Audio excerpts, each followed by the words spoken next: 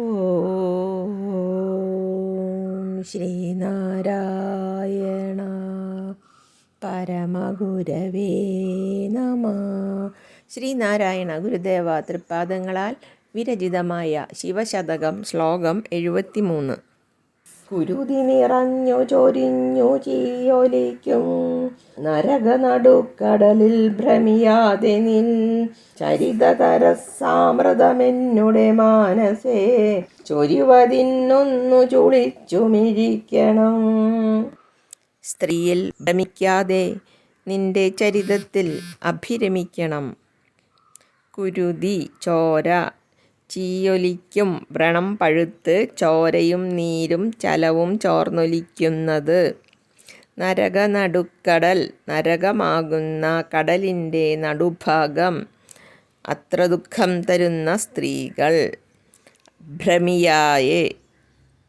ഭ്രമിക്കാതെ ചരിതരസാമൃതം, ചരിത്രമാകുന്ന അമൃതരസം.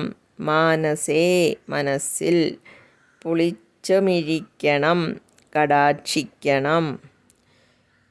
ചോര നിറഞ്ഞ് കവിഞ്ഞ് വ്രണം ചീഞ്ഞൊലിക്കുന്ന മട്ടിൽ നിന്ദ്യമായ നരക നടുക്കടലിൽ ഭ്രമിക്കാതെ ഇരിക്കുവാൻ വേണ്ടി നിന്റെ ചരിതരസാമൃതം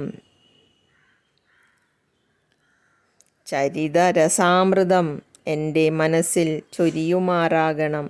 അതിനു നീ അനുഗ്രഹിക്കണം.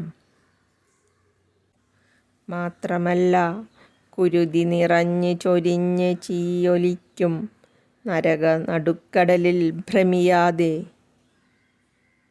നിൻ ചരിതരസാമൃതമെന്നുടെ മാനസേ ചൊരിവതിനൊന്ന് ചുളിച്ച് മിഴിക്കണം.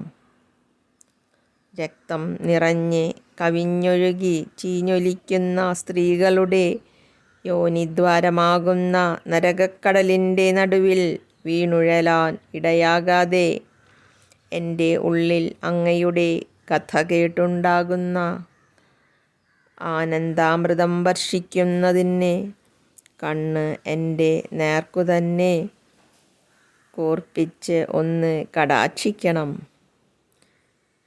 ശ്രവണഭക്തിയെക്കുറിച്ചാണിവിടെ പ്രസ്താവിച്ചിരിക്കുന്നത്. മലഭാണ്ഡമായ ശരീരത്തെക്കുറിച്ച് മനനം ചെയ്ത് ആദ്യമായി ശാരീരിക സുഖങ്ങളിൽ വിരക്തനാകണം.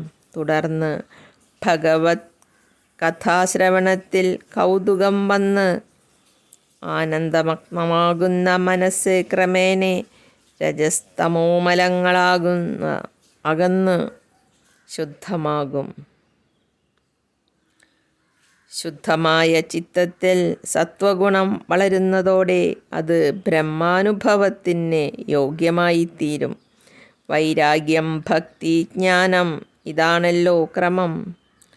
ലോകസുഖങ്ങളിൽ വിരക്തി വരാനായിട്ടാണ് ദേഹദോഷങ്ങളെ വിചിന്തനം ചെയ്തിരിക്കുന്നത്.